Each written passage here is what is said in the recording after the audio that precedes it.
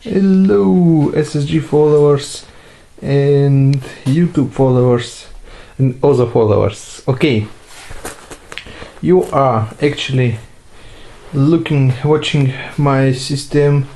This will be 17 charging process. I got pretty good light today. My other battery is fully charged, which I use normally for other testing purposes. Okay, I will show you my new change in the system, what I actually done differently. Let me show you on the drawing. On the drawing I show you what type of wire cables I changed. I changed this and this connection by the copper wire, which I use normally for coil. So once again I just change the cable, two cables with the copper cable from my coil wire, and here you go.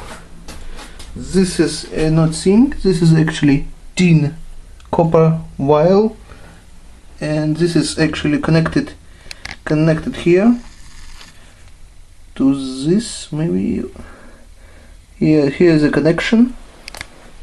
One end goes to the one battery and one end goes to the second battery.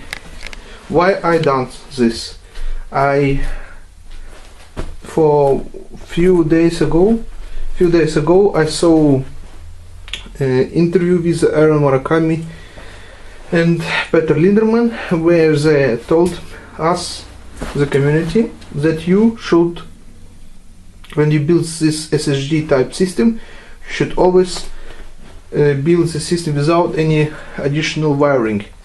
And the length of the cables which I have here is not so good, so I will from time to time change the cable and show on the camera which cable I change it. So I changed only these two cables which are going. This cable is connected to the coil connection, which I showed you previously. This tin copper cable. So the reason for this was to achieve lower impedance in my connections from circuitry to the coil and to the battery. And I am showing you first my measurement equipment. This is a side of my charging battery. I did not started my charging process yet, but I will show you a little bit later. Resting voltage of my charging battery is 11.95, 00 at the milliamp, and this is a battery which I previously discharged, and my discharge procedure happens separately. So this is one side, and this is actually 12 volt 5 amp hour battery. And I show you next battery. This is a primary battery. The primary battery is 12 volt 5 amp hour too. It's always charged by conventional means. It takes at least 20 hours and 300 milliamps to charge this battery with a conventional means. And this is a resting. Oh, pretty bright. I should okay. When it's too dark and it's too light, not always I have the suitable situation. So I have here 12.73 resting voltage of my primary battery, and here's the milliamps of the primary battery, and we see some milliamps when the system is on. Currently the system off. I put the system on like this. I switch and you hear this self-oscillation noise. This is actually not good. What I do in these cases, I will show you first my equipment. You see here, I'm spending currently 72 milliamps. My resting voltage is decreasing, my voltage of my primary battery is decreasing, so it's as it should be. But what not should be is this self-oscillation mode of my circuitry. What I do, I disconnect one of the wires from the circuit to the battery, then reconnect. Not always happens.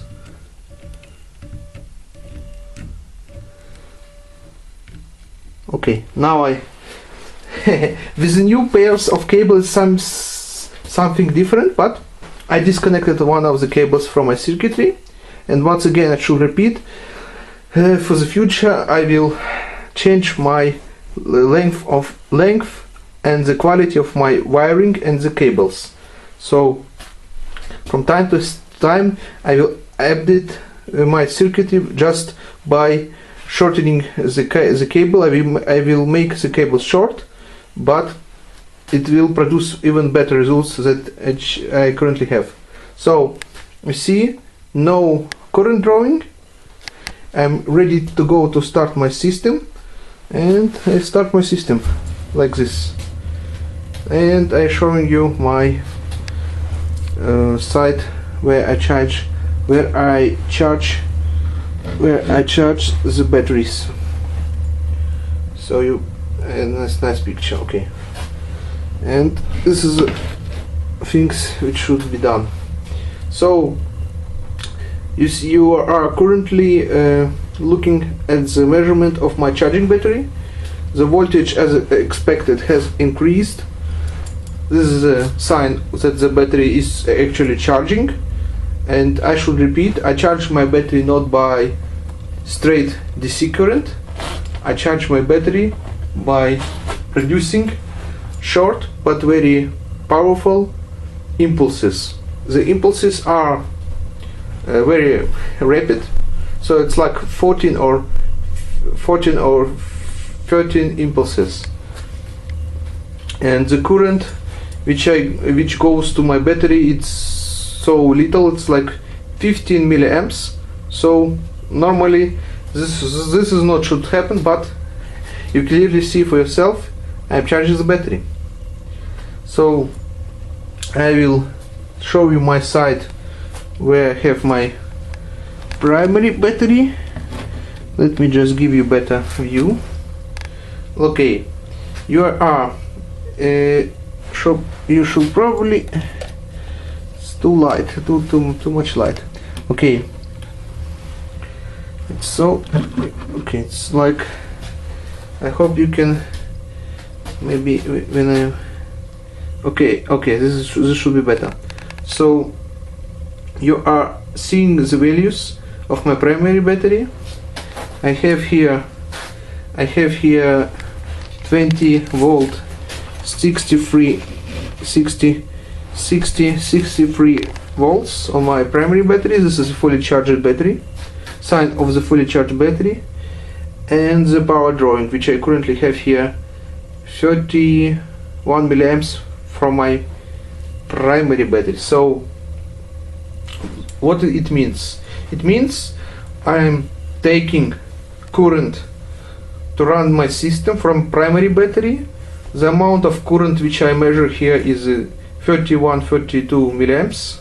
So it's very small, little. So it's little current to run my system,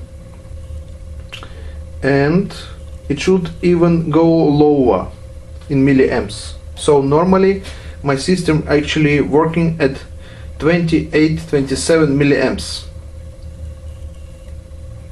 Yeah, like this, and it's clearly charging on other side. You will start to see. Okay, now it's actually going lower with my milliamps. And once again, why I told you before why I changed to cables, because this is just the question of impedance and the quality of the wire. So it's actually very important to have everywhere the same material in wire, in your cable. If I have here copper cable, then I should pull everywhere the copper cable. so I don't lose any additional energy which I gain when I use cables. But this is actually a good result. So you clearly see that I'm spending currently 30 milliamps, and what I'm getting on the other side. More or less I will show you that my other battery is charging. So what is the idea about this type of charging? The idea about this charging with the circuit which I built from the Bedini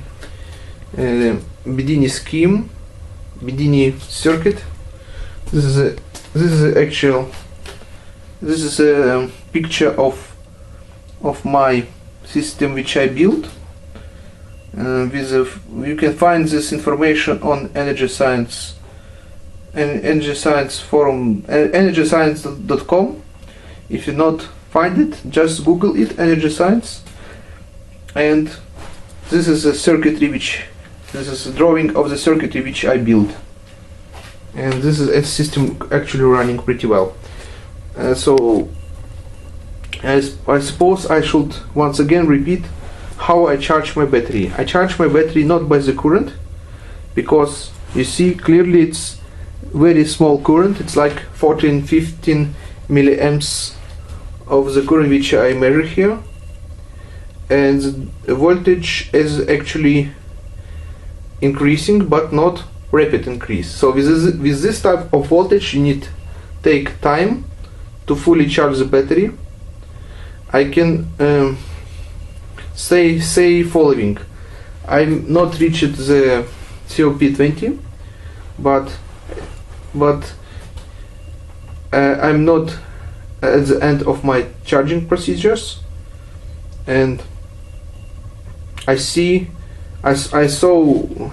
huge difference at 13 charging procedure, where my battery was charged, and then my battery discharged, and after the discharge my resting voltage was higher than previously with all of my tests. So it's actually working for me, and I hope I will achieve even better results, because I need to work with my cable length, because when I do the cable length shorter, smaller, and then just put other type of the cables, the same cables as is in the coil, this will produce even better results. But you see here, you can charge the battery, and it's showing me 12.09. So my battery is clearly charging. It's not a rapid charge, I repeat again, and I should repeat again. This is not an over unity system, because over unity system means that I can use the produced power to put my produced current to sorry guys, I produce current, and when I have this current I should put this current back at the place of my primary battery, but I don't do this, and I do not have experience how to do this, and I spend real current to charge my primary battery. But in any effect, my primary battery, as you see, charging, and I have spinning of the wheel. I will promise you to measure the spinning of my wheel. I have here device for this purpose, RPM measurement device. So stay tuned for the next steps in my research. And you clearly see there's a battery charging. So small current, radiant type pulses. I mean the short but very powerful impulses going to the battery plates. The battery plates have ions, the ions start to move, first they are, when you're doing this experiment for the first time, first you need to stress the ions in the battery plates. Then when the ions get enough potential, they're starting to move. And when the ions moving, that it means that the battery will be charged. And the battery will be charged completely and with a good quality charge, which actually can be even better than with a conventional charging device. So so what's happening on my primary side? Okay, now you're actually seeing what I'm spending to run the system.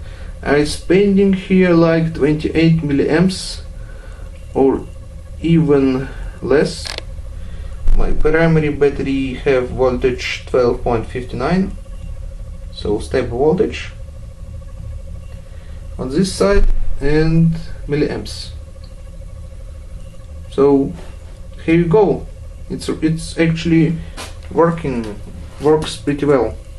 But I should appeal this after watching the newly released video by Aaron Murakami and Peter Lindemann, I found where my system can be even better improved. So just my thoughts in the void. And yeah,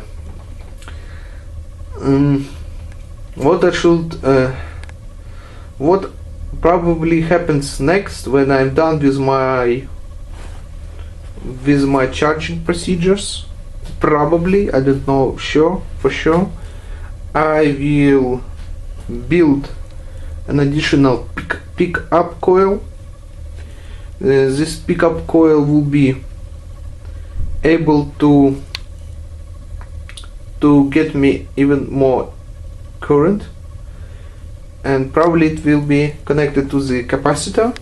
So what I'm actually trying to tell you, when I build this additional coil, put a little bit higher than my coil which I have currently here. This will be like the second coil. The second coil will be connected only to the capacitor, and probably I should mention it will be connected to the capacitor discharge circuit, so that I not get blow my capacitor. But anyway, this will be very good experiment for the future. And here you go.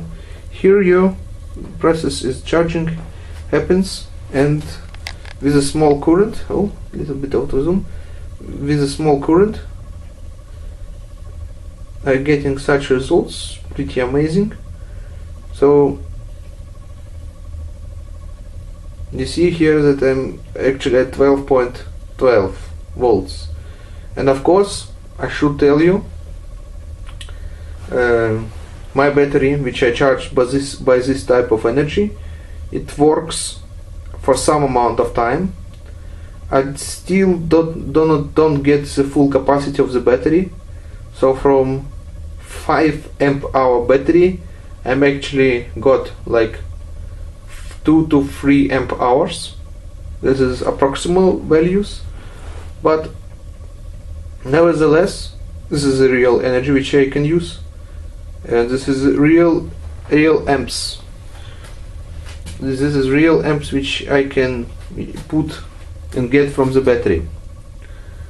Okay, I saw some comments I should put in my video. Thank you guys for watching me from Russia, from every world. You have asked me about the inverter. What is inverter? And I mean, do I use inverter in my system? The answer is no. I do not use inverter in my system. What I told you about inverter, that in the future I will use my inverter separately from all this circuitry, and I will connect the inverter to the charging battery, and then to the inverter I connect a conventional charging device, and then I connect this conventional charging device to the another battery. So idea is actually to see if can I charge another battery with the other battery which I charged previously by the non-conventional means. So once again, I want to test the quality of my charged battery by the Bedini, and then discharge this battery to charge another battery which always should be charged by the conventional means.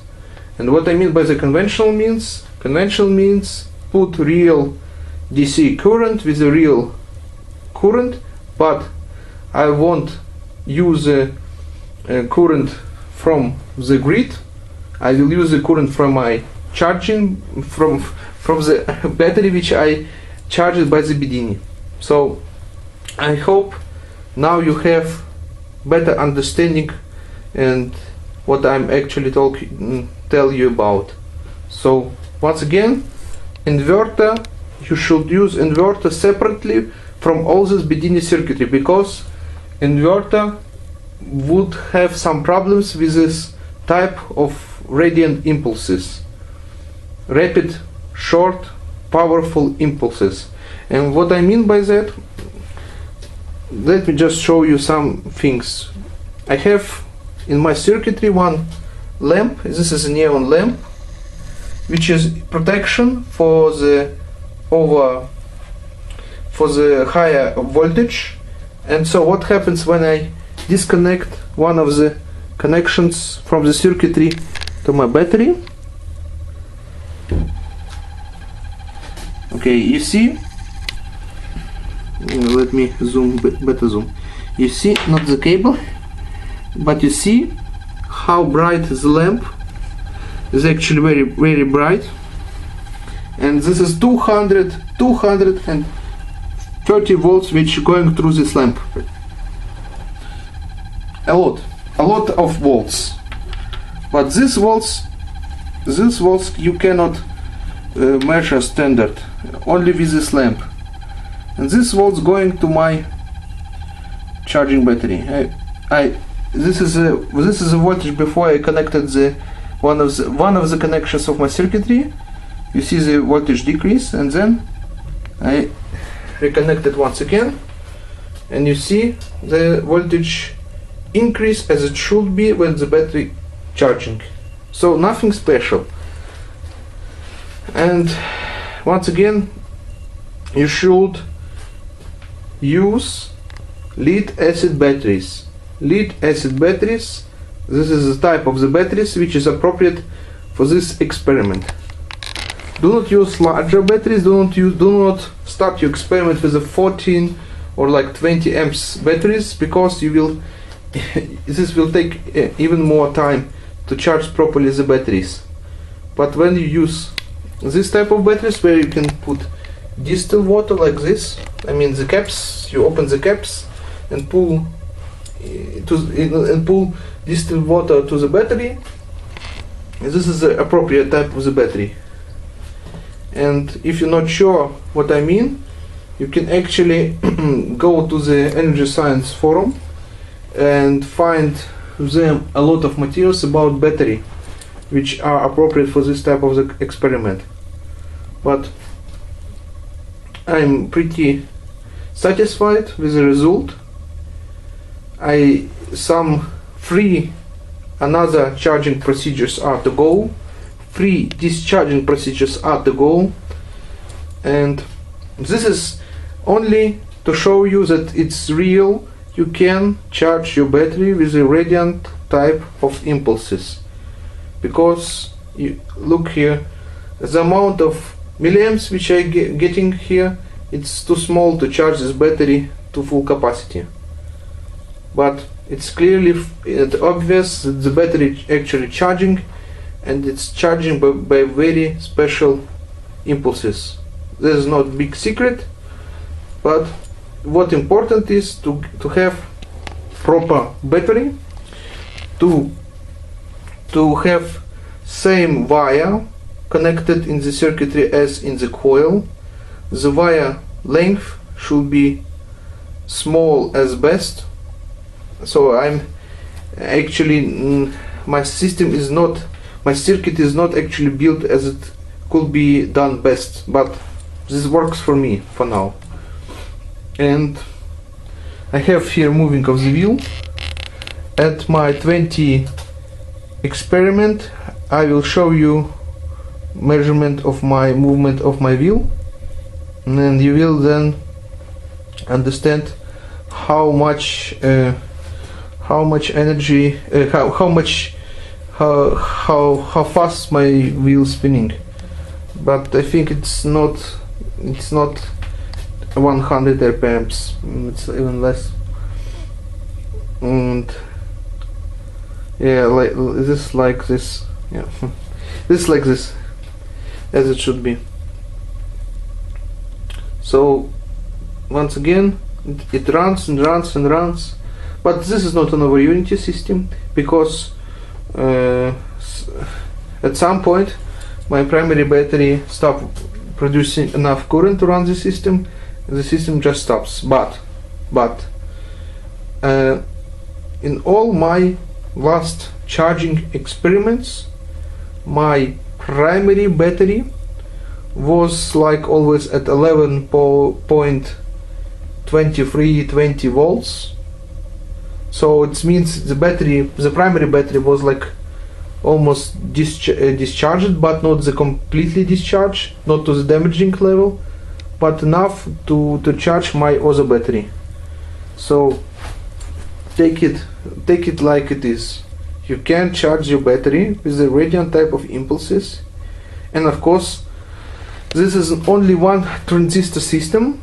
If you have a lot of transistors, probably you can run your system even better, because each transistor will produce enough of radiant impulses. And I'm actually using this type of system, this setup, actually just to getting my result which I want. And I want to charge my battery to the 13-14 volts, and it's showing me much less charging procedure, showing me great results, and I'm pretty sure that I will achieve my goal. So stay tuned for the future experiments. But it's charging and charging and charging and charging pretty well. My other battery is discharging as it should be, 12.58 milliamps, which I get here 28, 29. So it's small current, not big, high current. 1 amp, I'm not using one amp to run my system. I'm using even less than 1 amp, even less than 100 amp.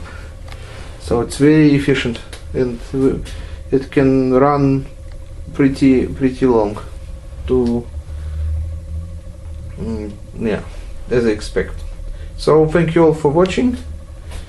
I provide you more information in my later charging procedures. And discharge procedure, I should repeat, this is just boring thing. It's nothing special at discharge. When I discharge my battery, I connect my charged battery to the solar charging device, but actually to the solar charging device to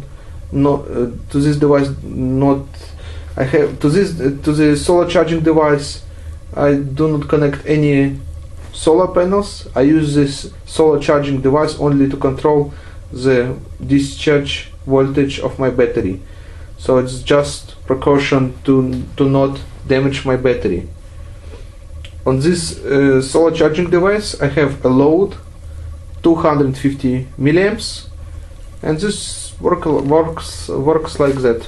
So once again, discharging procedure happens separately from all the circuitry, and I discharge my battery by putting 250 milliamps load.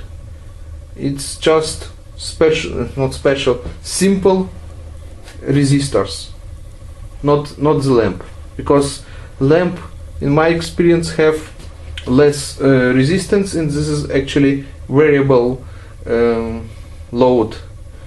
But I do not like variable load, I just like fixed load on the battery. So thank you all, and progress continues. Thank you all.